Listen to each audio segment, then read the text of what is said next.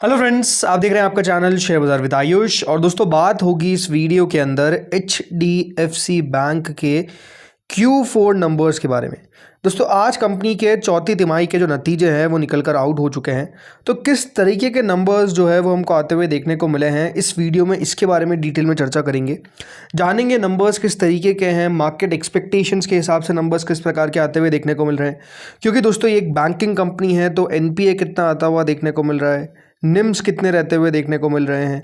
इसके अलावा दोस्तों जानेंगे एसेट क्वालिटी कितनी कंपनी की बेहतर या फिर कमज़ोर होती हुई नज़र आई है। तो बहुत इंपॉर्टेंट नंबर्स रहेंगे HDFC बैंक के, तो आप लोग देखिएगा वीडियो को पूरा ज़रूर। लेकिन उससे पहले अभी तक अगर आपने चैनल को सब्सक्राइब नहीं किया है, पहली बार विजिट किया है, तो चलो आप लोग ज़रूर चैनल को सब्सक्राइब कर लीजिएगा। एंड दोस्तों, जो हमारा दूसरा चैनल भारत मार्केट रेडार, अभी तक अगर आपने इसको सब्सक्राइब नहीं किया है तो इसको भी आप लोग सब्सक्राइब कर लीजिएगा। यहाँ पर भी देखिए लगातार वीडियोस जो है वो अपलोड होते हुए दिख रहे हैं। एंड स्पेसिफिकली मार्केट रिलेटेड जो बातें होती है वो दोस्तों हम इस चैनल पे करते हैं। तो आपको लिंक मिल जाएगी चैनल के डिस्क्रिप्शन में लिंक है। प्लस अगर आपको दोस्तों लिंक वहाँ पर नहीं दिख रही है तो यहाँ पर आई बटन अभी दोस्तों आएगा, जिसमें आप देख सकते हैं कि सब्सक्राइब का ऑप्शन दिख रहा है, तो आप यहाँ से भी सब्सक्राइब कर सकते हैं इस नए चैनल को। तो चलिए, कंपनी के अर्निंग्स पर आ चुके हैं। यहाँ बात ध्यान रखिएगा, हम बात करें स्टैंड अलोन फाइनेंशियल रिजल्ट्स के बारे में। कंसोलिडेटेड नहीं, हम स्टैंड अलोन नंबर्स के ऊपर बात कर रहे हैं। चलिए शुरुआत करते हैं। फिगर्स याद रखें, करोड़ में दे रखे हैं तो करोड़ में बात करेंगे। इंटरेस्ट अर्न, अब ये बात ध्यान रखिए, इंटरेस्ट अर्न का मतलब ये होता है कि पहली 4 चीज़ों में मिलकर ये दोस्तों बनता है। Interest, discounts on advances and bills, income on investments, interest on balances with reserve bank of India and other inter bank funds और अदर्स। ये 4 चीज़ें मिलाकर याद रखिएगा कंपनी मतलब कोई बैंक का इंटरेस्ट अर्न बनता है। पिछले साल तक दोस्तों ये कितना था, 77,460 करोड़, जो इस बार घटकर 76,610 करोड़ रह गया है। यानी आप कह सकते हैं कि पिछले साल से इस साल के मुकाबले जो इंटरेस्ट अर्न है उसमें दोस्तों आपको कमी आती हुई देखने को मिल रही है। 77,000 करोड़ से घटकर 76,000 करोड़ पर आपको आता हुआ देखने को मिल रहा है। इसके अलावा प्रीवियस जो क्वार्टर था वहाँ पर 76,751 करोड़ था और इस बार 76,610 करोड़ पर आता हुआ दिखा है। तो यहाँ पर भी आप कह सकते हैं कि आपको कमी देखने को मिल रही है, मामूली सी कमी है बट हाँ कमी नज़र आ रही है। इसके अलावा टोटल इनकम कितनी है जी, टोटल इनकम देख लेते हैं। दोस्तों, टोटल इनकम पिछले साल तक थी करीबन 89,487 करोड़, इस बार वो बढ़कर 89,808 करोड़ पर आई है। लेकिन जो प्रीवियस क्वार्टर में कंपनी की मतलब बैंक की टोटल इनकम थी वो 90,000 करोड़ के आसपास थी और ये घटकर अब 89,808 करोड़ रह गई है। तो Q1Q तो आपको डिक्लाइन देखने को मिला है, बट YY टोटल इनकम में बढ़त आपको नज़र आएगी। ये यहाँ पर आपको दिखता है on stand alone basis. Then आते हैं प्रॉफिट के ऊपर, कितना मुनाफा हमको आता हुआ देखने को मिला है। तो net profit for the period, net profit दोस्तों बैंक का इतना रहा है कि जो पिछले साल तक 17,616 करोड़ का मुनाफा था वो इस बार बढ़कर 19,221 करोड़ पर हमको आता हुआ दिखा है। और इससे प्रीवियस क्वार्टर का जो मुनाफा था वो 18,653 करोड़ था, तो ये भी आपको बढ़कर 19,000 करोड़ होता हुआ दिखा है। तो डिस्पाइट ऑफ बीइंग की कंपनी का आप समझ सकते हैं मतलब बैंक का रेवेन्यू गिरा है, टोटल इनकम गिरी है, बट स्टिल प्रॉफिटेबिलिटी दोनों फ्रंट पे आपको ग्रोथ दिखेगी, YOY भी एंड Q1Q भी आपको जो इंक्रीज है वो नंबर्स में क्लियरली देखने को मिल रहा है। NPA रेशियो की बात करते हैं तो ग्रॉस और नेट NPA किस प्रकार से हमको आते हुए देखने को मिले हैं। तो देखिए, जो ग्रॉस और नेट NPA है वो लगभग दोस्तों 35,000 करोड़ था पिछले साल तक, इस बार वो घटकर 34,061 करोड़ रह गया है और इससे प्रीवियस क्वार्टर में भी 35,178 करोड़ था। तो NPAs तो दोस्तों यहाँ पर आप कह सकते हैं ग्रॉस NPA तो कम होते हुए दिखे, which is a good sign. तो नेट NPAs की बात करते हैं तो वो था 11,320 करोड़, अब रह गया 11,170 करोड़ के आसपास, तो कम हुआ है। तो प्रीवियस क्वार्टर से भी इस क्वार्टर में आपको कमी देखने को मिलेगी। परसेंटेज की अगर आप बात करते हैं तो परसेंटेज कुछ इस प्रकार से कि जो 1.33% का दोस्तों ग्रॉस NPA था वो अब हो चुका है 1.15%, तो कमी देखने को मिली है। तो इससे प्रीवियस क्वार्टर तक 1.24% था, यानी अब वो घटकर 1.15% रह गया है। तो एसेट क्वालिटी ग्रॉस और नेट बेसिस पे भी अगर आप नोटिस करेंगे तो 0.43 से 0.38 एंड 0.42 से 0.38, यानी ये ओवरऑल दोस्तों जो स्थिति है वो आपको सुधरती हुई देखने को मिली है पिछली बार के मुकाबले से। इस बार में आप कह सकते हैं आपको कमी नहीं, NPAs कम मतलब NPAs कम होते हुए नजर आए, यानी जो एसेट क्वालिटी है वो ओवरऑल दोस्तों यहाँ पर सुधरती हुई नजर आई है। अब क्योंकि दोस्तों ये ईयर एंडिंग नंबर्स है तो हम अब पूरे साल को कंपेयर भी कर सकते हैं। तो पिछला साल के अंदर जो टोटल इनका याद रखिएगा इंटरेस्ट इनकम था, मतलब इंटरेस्ट अर्न तो जो था वो था करीबन 3,05,17 करोड़। इस बार दोस्तों वो बढ़कर 3,07,522 करोड़ हो गया है। तो यहाँ पर तो आपको इंक्रीज देखने को मिला है।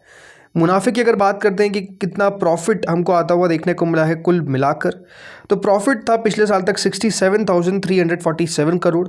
ये दोस्तों इस बार बढ़कर 74,671 करोड़ हो गया है। तो पिछले साल के मुकाबले इस साल में आप कह सकते हैं प्रॉफिटेबिलिटी में आपको बढ़त देखने को मिली है। कम ऐसा नहीं है कि मुनाफा होता हुआ दिखा है, बढ़ता हुआ ही दिखा है। इसके अलावा एसेट क्वालिटी को टोटल देख लेते हैं तो 1.33% था पिछले साल तक पूरा इनका एनपीए, ग्रॉस एनपीए, वो घटकर 1.15% पे आ गया है। तो प्रीवियस क्वार्टर तक 0.43 था, प्रीवियस ईयर तक, और वो आप 0.38 हो चुका है। तो एसेट क्वालिटी भी आपको सुधरती हुई नजर आई है। अब एक बार दोस्तों बाजार के अनुमान को भी कंपेयर कर लेते हैं कि बाजार का अनुमान किस प्रकार का था और इस बार नंबर्स किस तरीके के आए हैं। तो देखिए, प्रॉफिट की अगर बात करते हैं तो 19,221 करोड़ आया है। एक्सपेक्टेशन थी 19,053 करोड़, 19,013 करोड़, ये याद रखिएगा ब्लूमबर्ग का एक्सपेक्टेशन था। तो इससे तो बेहतर ही आता हुआ देखने को मिला है, यानी मुनाफे को तो बीट किया है। नेट इंटरेस्ट इनकम 33,000 करोड़ के आसपास आने की उम्मीद थी, 33,660 से 665 करोड़ तक की उम्मीद थी, आई इतनी है। तो ये कह सकते हैं थोड़ा सा मिस होता हुआ दिखा है। ग्रॉस एनपीए का फिगर आपने देख लिया, 1.15% का है, एक्सपेक्टेशन 1.2% की थी, तो ये भी आप कह सकते हैं काफ़ी अच्छा है। इसके अलावा जो निम्स है, नेट इंटरेस्ट मार्जिन, ये 3.38% पर हमको आते हुए देखने को मिला है। 3.40% तक की एक्सपेक्टेशन थी। ये ओवरऑल इन लाइन है, यानी एक्सपेक्टेशन के आसपास ही आपको देखने को मिल रहा है। तो नंबर्स की खास बातें क्या है ऑपरेशनल, अगर यहाँ पर हम हाइलाइट्स की बात करें या टोटल बात करें तो देखिए, मुनाफा कंपनी का 9% तक आपको ग्रो करता हुआ देखने को मिला in the fourth quarter of FY25। इसके अलावा नेट इंटरेस्ट इनकम 3.8% ग्रो करती हुई नजर आई है। Net interest margin 3.38% of total assets रहता हुआ दिखा है। एसेट क्वालिटी आपको बेहतर होती हुई नजर आई है। नेट एनपीए भी कंपनी का बेहतर होता हुआ नजर आया है। प्लस प्रोविजंस में भी कमी देखने को मिली है। अब मात्र 2609 करोड़ के आसपास का प्रोविजन जो है वो यहाँ पर आपको देखने को मिल जाता है। फुल ईयर परफॉर्मेंस भी आपने देख ली दोस्तों कि यहाँ पर जो मुनाफा है वो लगभग 11% बढ़ता हुआ देखने को मिला है। साल भर साल अगर आप देखेंगे तो 74,000 करोड़ पर पहुंच चुका है। और जो टोटल एसेट्स है वो लगभग 43 लाख करोड़ तक आपको आते हुए नजर आए। इसके अलावा ग्रोथ की अगर बात करते तो ग्रोथ जो ग्रॉस एडवांसेस है वो भी लगभग 12% तक बढ़ते हुए नजर आए, तो 29.6 लाख करोड़। वहीं जो डिपॉजिट्स है ये लगभग 14% तक ग्रो करती हुई नजर आई है, 31.05 लाख करोड़। और कंपनी का जो कासा रेशियो है वो लगभग 34.1% पे कंपनी ने मेंटेन कर रखा है। दोस्तों डिविडेंड भी याद रखिएगा, यहाँ पर घोषणा की गई है HDFC बैंक के द्वारा, तो 13 रुपये प्रति शेयर का डिविडेंड जो है वो कंपनी अपने निवेशकों को देती हुई नजर आएगी। टोटल इस साल का डिविडेंड हो चुका है 15.50 रुपये। याद रखिएगा 2.50 रुपये का पहले भी दिया था जब HDB फाइनेंशियल का IPO आया था, तो उसका जो गेन था वो डिविडेंड दिया था। इस बार 13 रुपये दिया गया है। और बाकी ये आप कह सकते हैं कि दोस्तों नंबर्स जो हैं वो इसी प्रकार के रहते हुए देखने को मिले। मेरे हिसाब से देखिए, नंबर्स को ऐसा नहीं कह सकते कि बहुत ही ग्रेट आते हुए देखने को मिले। It's a okay type of number, मतलब ऐसा नहीं कि कोई एक्सप्लोसिव ग्रोथ है। देखो HDFC बैंक के साथ क्या सिचुएशन थी कि कंपनी जो है, मतलब बैंक जो है, ये 15-20% से ग्रो आसानी से करता था। लास्ट 10 सालों के अंदर दोस्तों 21% की ग्रोथ रही है। तो प्रॉफिट की ग्रोथ भी याद रखिएगा इतनी रही है। पिछले 5 सालों में 22% से सेल्स बढ़ी है, तो प्रॉफिट भी इतने से बढ़ा है। लेकिन अगर आप TTM बेसिस पे देखेंगे तो वो 6-7% पर आ चुका है। यानी जो दोस्तों पहले बैंक आपको 20% की दर से ग्रो करता हुआ नजर आता था, अब दोस्तों क्या हो चुका है कि वो 10% से आपको ग्रो कर पा रहा है, बल्कि कई जगह तो 10% पे भी ग्रो नहीं कर पा रहा है। तो ये दोस्तों एक अपने आप में इशू है। मुनाफा इस बार कितना 10% से ग्रो करता हुआ दिखा है।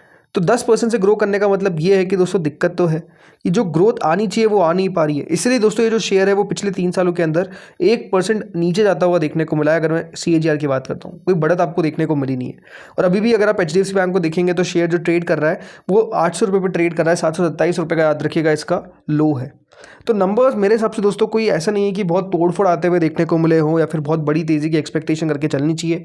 अब ये कह सकते हैं कि चला ही नहीं है तो थोड़ा बहुत चल जाए, बट अगेन दिक्कत क्या है कि देखिए जो ग्रोथ आनी चाहिए 15-20% की, उससे नहीं बढ़ पा रही है, उससे नहीं बढ़ पा रहा है बैंक। तो स्टॉक का प्राइस भी आपको इसलिए दोस्तों स्टैग्नेंट होता हुआ दिख गया है। कोई बड़ा मूव जो है वो आता नहीं है।